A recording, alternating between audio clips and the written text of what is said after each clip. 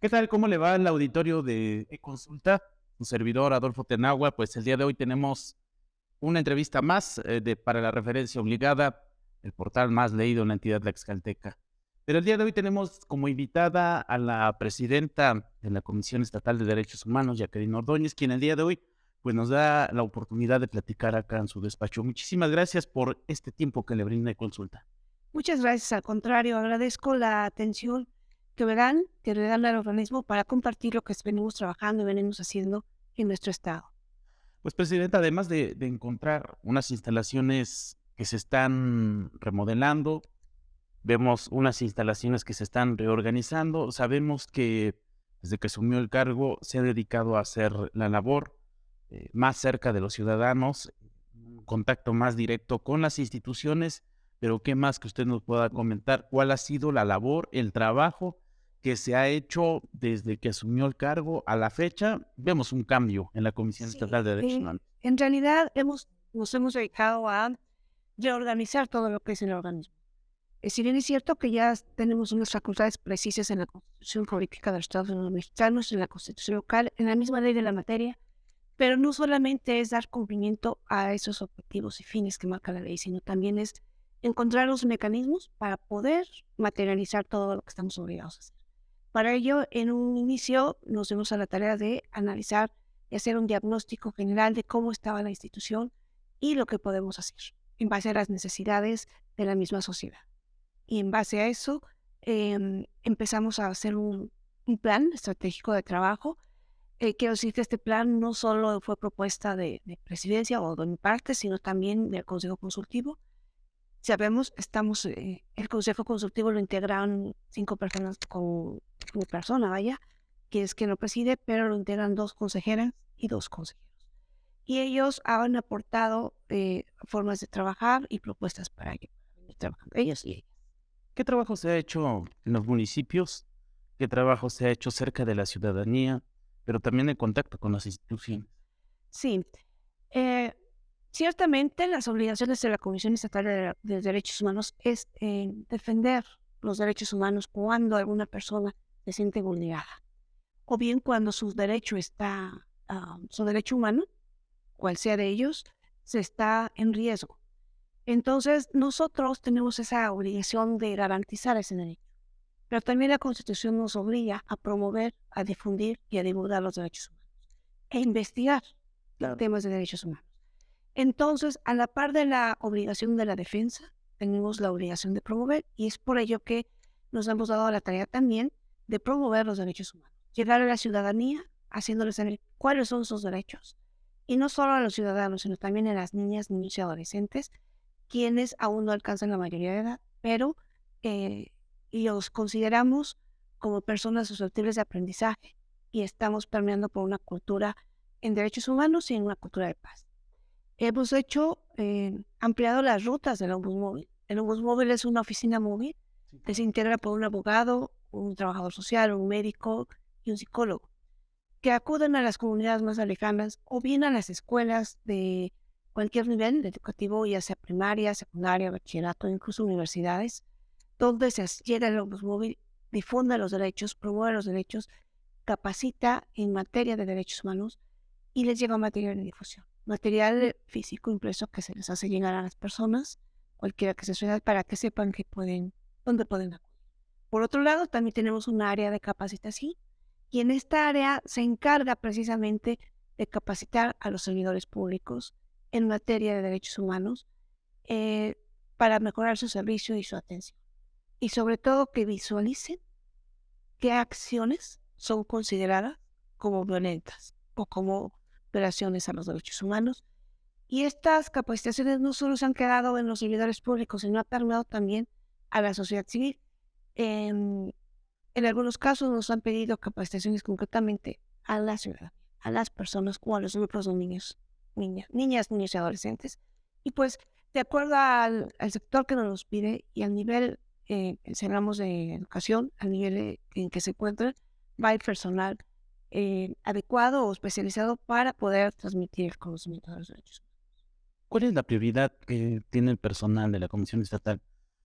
Sabemos que hay muchísimos, sobre todo en las instituciones educativas, en diferentes sectores de la sociedad. Sin embargo, creo que han detectado un problema en sí, en toda la entidad, que es prioridad para este organismo autónomo. Bueno, no es solo nuestra prioridad, viene siendo difundir los derechos. Que las personas sepan que la Comisión Estatal de Derechos Humanos está cerca de ellos.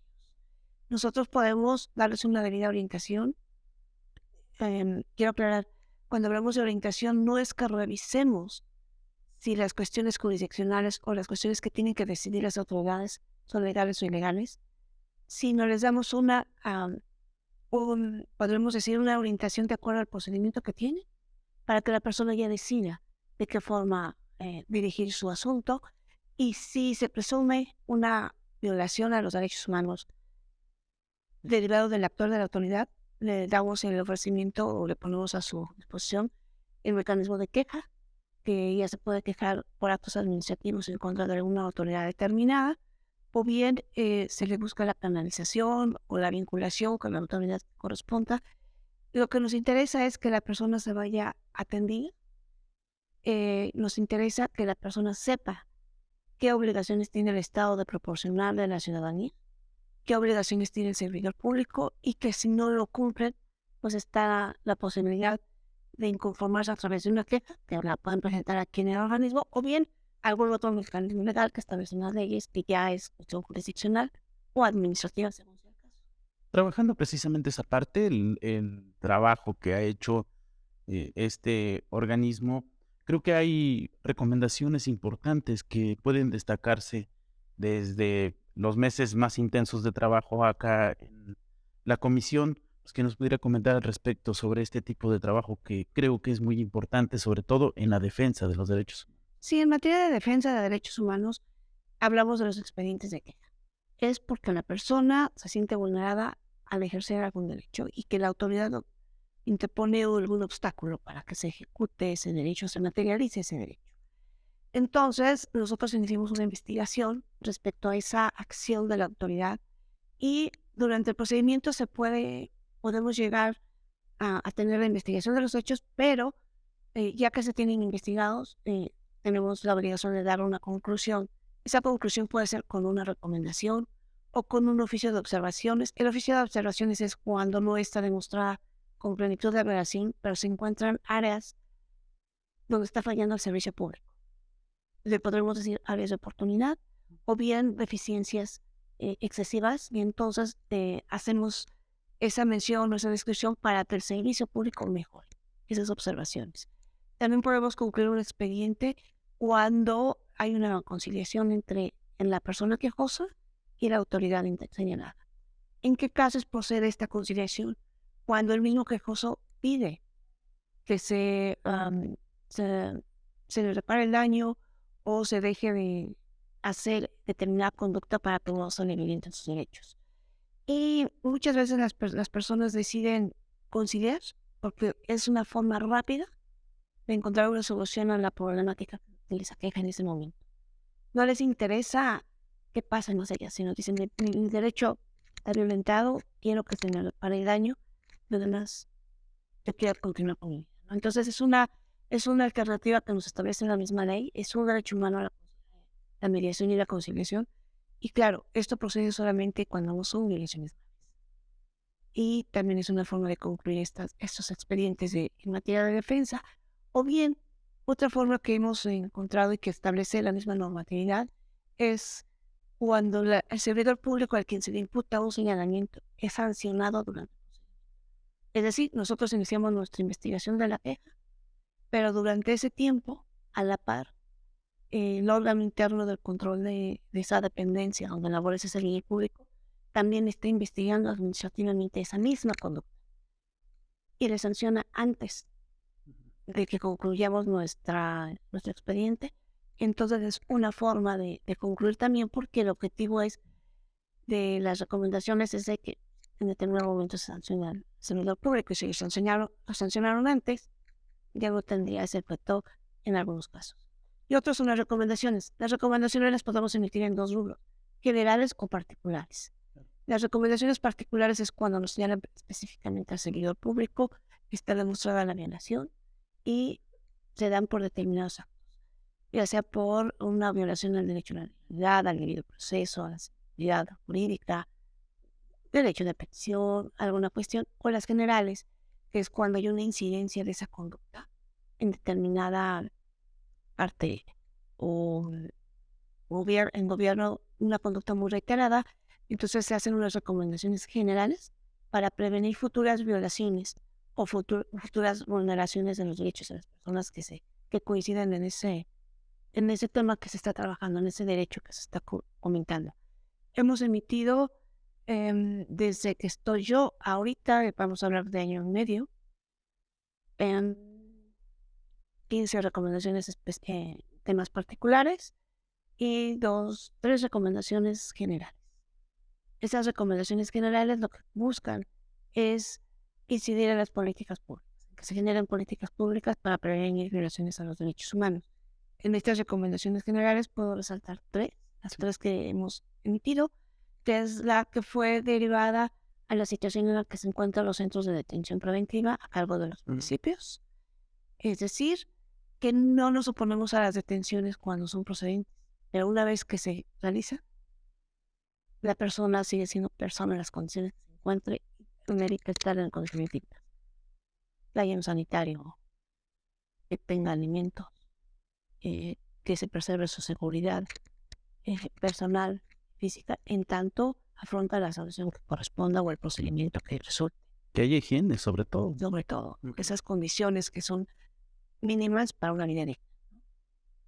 Otra recomendación general fue la relacionada a la figura del linchamiento.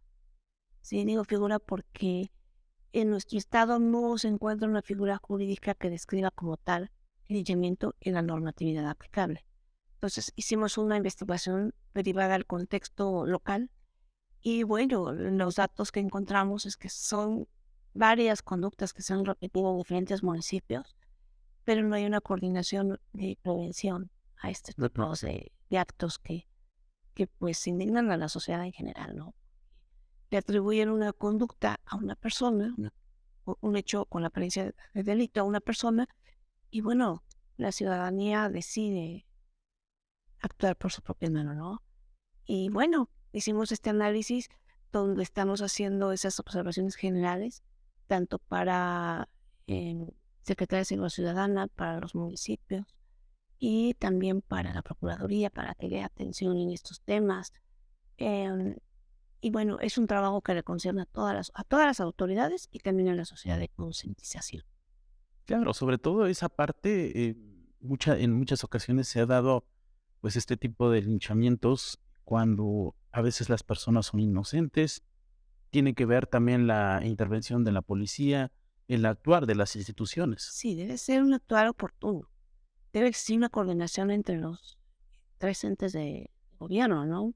Incluso acá, en algunos casos, si es necesario reforzar con apoyo federal, se tiene que hacer. Lo importante acá es reconocer que se debe salvar una vida. Claro. Se deben prevenir violaciones al derecho a la vida, independientemente de que si la persona haya sido responsable o no de la conducta. Bueno, ya están las autoridades que investigan, la Procuraduría General de Justicia en su caso, o bien los tribunales que respondan al Poder Judicial, pues para que juzguen esa conducta, ¿no? Cierto es que en esa investigación pues resultó que todo esto deriva de una cuestión de inconformidad social, ¿no? Por muchas deficiencias que han encontrado en la procuración y administración de justicia. Pues durante el hartazgo de la gente, pues deciden actuar de una manera, ¿no? Pero lo cierto es que todas las autoridades estamos obligadas a promover los derechos y recuperar esa confianza que deben tener las personas de ciudadanía ante las autoridades.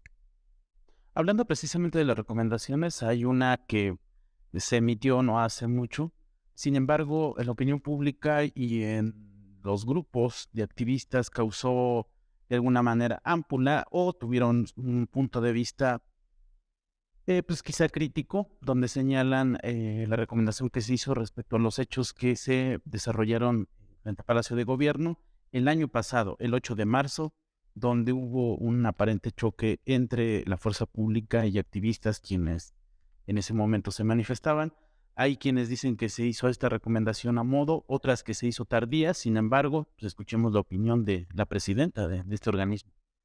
Bueno, debemos recordar que este es un organismo autónomo y tiene las facultades de investigar en hechos que se presumen que hay violaciones a los derechos humanos. El año pasado, precisamente derivado de la marcha de protesta de, por motivo del 8 de marzo, nosotros acudimos a este acto de protesta como organismo observando el actuar de las autoridades que en su momento iban a dar un cuidado, acompañamiento o vigilancia, ¿no? Desafortunadamente, los sucesos fueron como no se esperaba, donde hubo intervención de la fuerza policíaca y nosotros iniciamos una queja de manera oficiosa, de manera inmediata, por esa actuación que pudimos observar. Hubo algunas personas que fueron privadas de su libertad en ese momento, o casi inmediatamente Claro. después de la manifestación. Inmediatamente acudieron los visitadores correspondientes a los que se les comisionó para dar seguimiento a esas detenciones, para ver la legalidad de las mismas, ¿sí? A las personas que fueron privadas de su libertad se les dio el acompañamiento todo ese tiempo. Se les buscó encontrar a sus familiares que tuvieran contacto con su familia o con la persona que ellos decidieran. Se les pidió a las autoridades que les hicieran respetar ese derecho, ¿no? Y bueno, al final de cuentas, les determinaron su libertad a cada una de las personas. Se tuvo el contacto con ellas y refirieron en ese momento no querer más, o sea, ya estaban en libertad, hicieron irse a sus domicilios, les ofrecimos llevarles a sus domicilios, queríamos, bueno, no queríamos, les pusimos a disposición las piezas que pues, nuestro trabajo es documentar, decidieron que regresaban posteriormente, bueno, en el caso de estas personas decidieron no hacerlo, pero quedó constancia de su detención, quedó constancia de la intervención de los visitadores y de la libertad que se decretó horas después. Por otro lado, de los hechos que los medios de comunicación difundieron de que muchas mujeres habían sido ofendidas por el actuar de los oficiales, también quedó documentado. Solo tuvimos queja directa de 2 personas, a quienes en un primer momento presentaron algún daño. Y bueno, se dio seguimiento a ese tema en cuanto al daño. En algunos casos conciliaron porque se les reparó el daño causado, pero la indignación en estas personas continuó. Eso nos obligó a hacer un análisis del contexto relativo a este tipo de manifestaciones, porque posterior a hubo otras manifestaciones, otros actos de protesta. Entonces buscamos cuál era la coincidencia de esas otras manifestaciones con las del 8M. Y encontramos por las incidencias, los derechos o los reclamos que hacían. Entonces eso nos motivó a hacer una recomendación general para prevenir esas incidencias. También se registró la información correspondiente dentro de la investigación de las autoridades intervinientes. Entre ellas cabe destacar que una de estas autoridades fue la Secretaría de Seguridad Ciudadana. Nos informaron del protocolo que ocuparon. Todo fue en el marco de la ley nacional. Pero sí, nos mencionan también el plan de trabajo operativo que tenían para ese día. Lo cierto es que en la misma recomendación se hace un análisis de que no fue El adecuado. el adecuado, exactamente, ¿no? Que si fue el adecuado, no se aplicó adecuadamente. Claro. Fue notoria una falta de comunicación, no existía un protocolo en el Estado en específico para este tipo de atención a marchas y protestas, y no hablando solo de mujeres, o sea, en general. Entonces, es por ello también que empezamos a checar qué otras acciones había. Los mismos poderes del Estado me fueron informando dentro de esta queja, dentro de este expediente, las acciones positivas que habían emprendido a partir del 8 de marzo. Esa fecha y esos acontecimientos despertaron a las dependencias para actuar de otra forma. Ciertamente, por obligación legal, tienen ciertas actividades que cumplir, ciertas metas que cumplir, pero decidieron hacer otras acciones a la par. En muchas de ellas nos involucraron a la Comisión Estatal de Derechos Humanos y nos involucraron en materia de capacitación, en materia de prevención.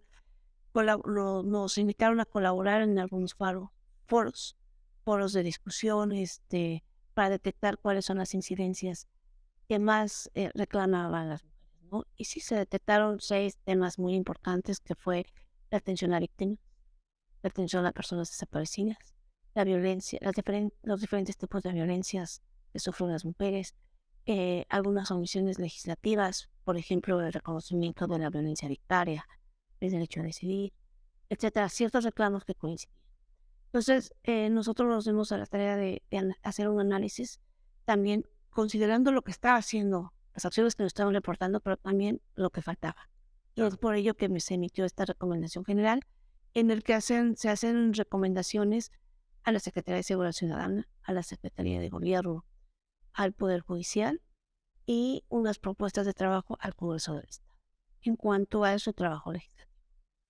Presidenta, aprovechando la atención del auditorio de consulta y cambiando precisamente de tema, hay otras actividades que ya tiene programado el organismo autónomo y en el aniversario de la Comisión Estatal de Derechos Humanos. Platíquenos un poco de ello. Sí, claro. Bueno, la Comisión Estatal de Derechos Humanos fue creada mediante decreto desde 1990. No solo la de Tlaxcala, sino de algunas otras entidades federativas. Pero en Tlaxcala ya tenemos 30 años. En esos 30 años se ha venido trabajando de diferentes formas. Ha habido 19 presidentes y presidentas, derivado a que han sido de tiempo cumplido, de plazo cumplido, o bien de manera interina, o bien a una persona se le prorrogó el término. La constitución local se ha ido reformando en estos 30 años. Entonces, cada administración ha tenido una forma de trabajar diferente. Incluso hubo periodos, 2 consejos consultivos, donde las presidencias fueron rotativas por año. Entonces, este cambio rotativo por año pues interrumpió un seguimiento a las acciones de trabajo. Cada persona que está al frente trabaja de manera diferente y lo cierto es que ahora lo que buscamos en estos 30 años es encontrar aquellas áreas de oportunidad que se fueron generando para tratar de solventarlas. Y todas las acciones que estamos haciendo en este año, en este 2023, son relativas al aniversario. Y empezamos, bueno, con un reconocimiento a don Desiderio Hernández, que él fue un consejero, de los consejeros fundadores de la Comisión de Derechos Humanos, y que fue una voz en base al derecho a la educación que fue escuchada por los presidentes que en su momento lo tuvieron como consejero, donde tuvo mucho peso sus decisiones, sus opiniones y sus aportaciones. Y bueno, sabemos quién fue el maestro Desiderio, sabemos su trabajo artístico, su trabajo cultural, y por eso es que en un primer momento, unión y coordinación con la Fundación Desiderio decidimos participar en la entrega de la presea de Desiderio, que es la tercera presea que se entrega desde su fallecimiento, y la Comisión en esta ocasión participó en esa entrega de presea, donde se hizo una convocatoria abierta a la sociedad civil en general, tanto académicos, activistas, asociaciones, colectivos, universidades, para que hicieran propuestas, a ver qué persona reunía el perfil que exigen la misma fundación, es decir, trabajar en pro de los derechos humanos, la educación, el arte, la historia, la cultura, rescatando los valores sociales para la reconstrucción del tejido social. Entonces, hubo una persona que fue galardonada con esta presea, que ya se entregó en días pasados. Posteriormente, nosotros hicimos una remodelación o una adecuación en las instalaciones de la Comisión Estatal de Derechos Humanos, porque si bien es cierto que tiene 30 años, cuando inició lo hizo sin tener un patrimonio de un inmueble propio. Claro. Los primeros 3 años estuvieron rentando un inmueble hasta que el gobernador José Antonio Álvarez Lima en ese entonces donó donde ahora está la Comisión Estatal de Derechos Humanos. Hizo una donación del inmueble ya con una construcción y se empezó a trabajar en estas oficinas. Y después las oficinas fueron creciendo, fueron haciendo oficinas foráneas en diferentes municipios, pero las centrales son estas. Y desde ese momento, desde esa fecha hasta ahorita, pasaron 25 años y seguían las mismas instalaciones. Claro, lo vimos. Creció el personal, crecieron las actividades, pero el inmueble siguió siendo el mismo. No sufrió remodelación alguna, e incluso un mobiliario, mucho del mobiliario que contamos a la fecha ha sido donado por un organismo muy importante que es la Comisión Nacional de los Derechos Humanos. Gran parte del mobiliario fue donado por el organismo, incluso hasta equipo de cobro. Y bueno, vimos que era un área que teníamos que solventar porque tenemos que dignificar los espacios para que nuestro trabajo sea mejor. Estando en un espacio más cómodo para trabajar, esa comodidad no es para nosotros, sino es para la ciudadanía. Y es que derivado a la administración que tuvimos el año pasado, digo una buena administración porque con el mismo presupuesto logramos remodelar las oficinas, mejorar las instalaciones, incluso eléctricas, porque muchas de las instalaciones estaban con un cableado por fuera, improvisado. Improvisado. Entonces ahora ya lo hicimos con una red adecuada y construimos un auditorio. Construimos un auditorio que le hemos denominado Centro de Diálogo y Promoción de una Cultura de Paz, porque va dirigido a la sociedad civil. Es un trabajo que queremos ofrecerle a la sociedad civil organizada para que en este auditorio le den uso para hacer trabajos en construcción de la paz, hacer trabajos para socializar los derechos humanos, y que anteriormente no se había trabajado tan de la mano por la sociedad civil. Sabemos que en algún momento hubo una fractura entre ese buen trabajo de la comisión con las organizaciones. Ahora queremos recomponer esas relaciones y creo que una forma de trabajar con las personas que representan a los diferentes colectivos, asociaciones y organizaciones es ofreciéndoles un espacio para trabajar de manera conjunta y coincidimos en el mismo fin que es defender los derechos. Claro. También tenemos programados para este año participar en un congreso internacional en materia de derechos humanos. En este congreso internacional los organismos de derechos humanos del país pertenecen y es otras defensorías de derechos humanos de lo que es Iberoamérica, estamos hablando de España, Centroamérica y Sudamérica, que en este congreso se celebra año con año y las dos sedes de los años anteriores, una fue Argentina, otra Oman y España. En este año la sede va a ser Ciudad de México y el estado de Tlaxcala. Entonces es una parte de la conmemoración donde van a venir personas muy destacadas en el trabajo que están haciendo para los derechos humanos y que se va a llevar a cabo a Tlaxcala, donde nosotros también podemos establecer relaciones con los organismos internacionales para avanzar en el reconocimiento de los derechos humanos en nuestro estado.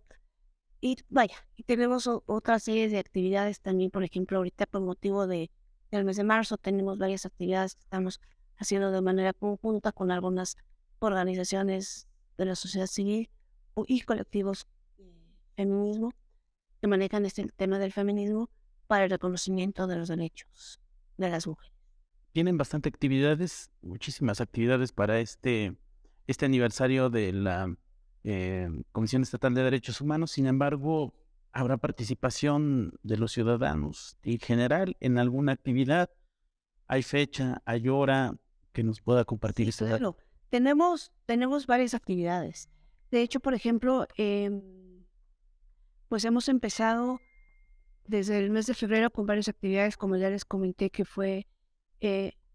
se llevó a cabo un encuentro de defensoras y defensores de derechos humanos la semana pasada, donde fue un espacio abierto para quien quisiera participar y que estos defensores y defensores, activistas o colectivos dieran a conocer el trabajo que vienen haciendo, socializar y conocer el trabajo de otras organizaciones a fin de establecer una comunicación entre ellos, una red de apoyo para las personas que ya se está formando.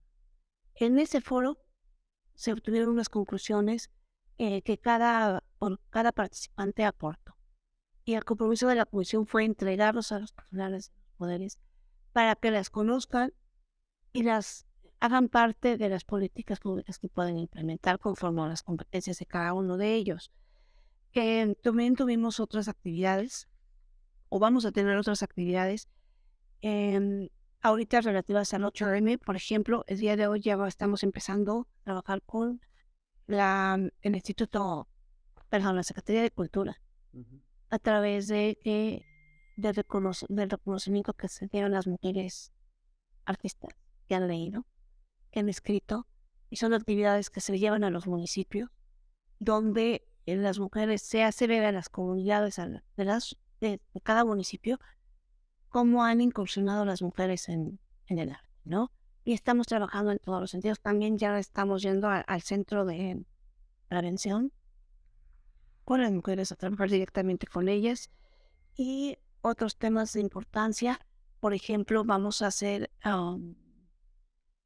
aquí en la misma fachada de la comisión, impulsando la participación de las mujeres, tenemos que vamos a hacer Ujú. un mural que ya está planteado, que es por parte de las feministas, las mujeres feministas, donde van a expresar su sentir a través del arte.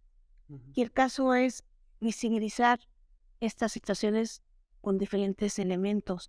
También vamos a tener acciones en programas de radio, programas diversos en este mes, donde vamos a ir actuando de diferentes formas con las niñas, niños y adolescentes. De hecho, por ejemplo, estamos trabajando con las niñas adolescentes en un programa que se llama La Niña y la Ciencia. Todos los sábados estamos llevando un curso donde unas compañeras científicas, de manera altruista, vienen a enseñarle a las niñas cómo desde pequeñas pueden contribuir como mujeres a la ciencia. Y ahorita están trabajando en la construcción de programas de videojuegos, desde no conocer cómo se llama un videojuego hasta ahorita ya están avanzando en estos temas. También, por ejemplo, el personal de la promoción pues se está capacitando en diferentes temas. Ahorita tenemos un grupo de 25 compañeros que se están capacitando en el lenguaje de señas mexicana, porque también es importante poderlos comunicar con todas las personas, ¿no? Y las personas sordas también nos cuesta mucho trabajo entenderlas. Y ahora también nosotros nos damos cuenta que pues, tenemos que ponernos al día con estos temas. Estamos participando en jornadas de difusión. El Opus Móvil que mencionaba hace un momento, hemos ampliado las rutas del Opus Móvil. Tenemos ya 75 rutas, Ujú. donde en diferentes momentos van o fechas van nuestros compañeros del Opus Móvil, estamos yendo a los municipios. Coincidentemente, varias dependencias están haciendo jornadas de información. Nosotros con ellos, colaboramos con ellos por lo que nos corresponde a la difusión de los derechos humanos, con todas las dependencias. Estamos participando con Secretaría de Gobierno, con DIF, con la Dirección de Atención a Migrantes, con la Secretaría de Seguridad Ciudadana, con varias dependencias que tienen esas actividades, pero nosotros, pues, hacemos células del personal para que acudan a todas las intervenciones y llegar con pues entre más personas conozcan lo que trabajamos, lo consideramos que aportamos más. Yo creo que este trabajo, cumplir un año más como organismo autónomo, les ha permitido hacer un programa bastante amplio de muchísimas actividades, pero además de pues estar al pendiente a través de los medios de comunicación, se da a conocer esta actividad. Hay una red social que podamos darle a conocer a la ciudadanía para que vaya checando todo este tipo de información que creo que en algún momento, y si les desperta el interés, puedan integrarse. Claro que sí, nos pueden seguir a través de pues, Facebook. Está como Comisión Estatal de Derechos Humanos Tlaxcala. Ahí estamos difundiendo todas las convocatorias de las actividades que hacemos. Quiero mencionar que todas las convocatorias siempre van dirigidas a todas las personas. Nunca cerramos a un sector determinado, ¿no? Por ejemplo, lo del encuentro que les mencioné hace un rato fue dirigido a todas las personas, quienes de manera voluntaria llegaron, se inscribieron y no teníamos conocimiento de ese colectivo. Y esto nos dio para conocer. También hay convocatorias específicas de participación, pero bueno, los requisitos van precisados en cada convocatoria, es para algún tema específico muy detectado, ¿no? Pero todas las convocatorias que son, por ejemplo, conferencias, jornadas de difusión, pues es para todas las personas. Y también a través de las mismas redes sociales pueden contactarnos para que nosotros les demos una respuesta a sus inquietudes, o quejas o dudas, ¿no? Ya, obvio, lo hacemos también de manera privada. Vienen en la red social, nos hacen algún comentario, pues ya de manera privada, pues ya comentamos, les damos la respuesta y ya la persona decide qué acciones seguir, ¿no? Pero sí estamos dando respuesta desde ahí también. Tenemos la página electrónica también como Comisión Estatal de Derechos Humanos, que ahí también están todas las actividades que hacemos, todas las recomendaciones que hemos emitido, las particulares, las generales, los programas de atención a los grupos de atención prioritaria. Por ejemplo, tenemos programas de atención y acompañamiento a niñas, niños, adolescentes, a mujeres, a personas migrantes, a personas adultas mayores, a personas con alguna discapacidad, personas privadas de su libertad. A las personas privadas de su libertad no les damos atención directamente a ellas, pero también a sus familias, Claro. ¿sí? Estando con una parte, bueno, familiar, privados y libertad, muchas veces son mujeres que se quedan solas afuera y buscamos de alguna forma apoyarlas, pues para continuar con su vida cotidiana, ¿no?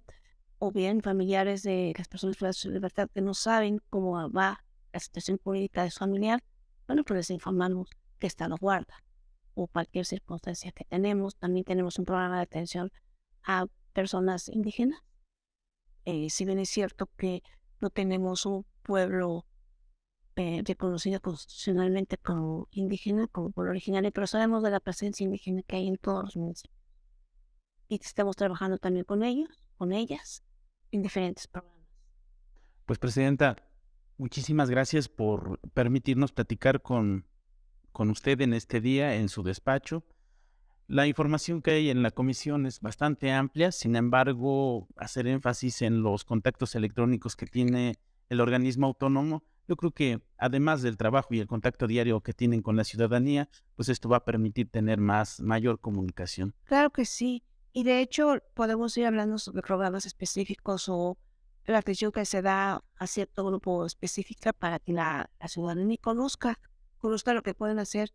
Y quiero ser clara, bien es cierto, nosotros no hacemos todo, nosotros vinculamos muchas veces a las personas que necesiten algún tipo de apoyo o ayuda, con la institución está obligado a dar ese tipo de ayuda. Porque nosotros sí difundimos los derechos, pero también observamos que las obligaciones de las demás dependencias. Y la atención la merita cualquier persona, ¿no? Y lo que podemos hacer es vincularla y darle un seguimiento a la atención que merece la persona o el asunto. Pues, presidenta, muchísimas gracias nuevamente.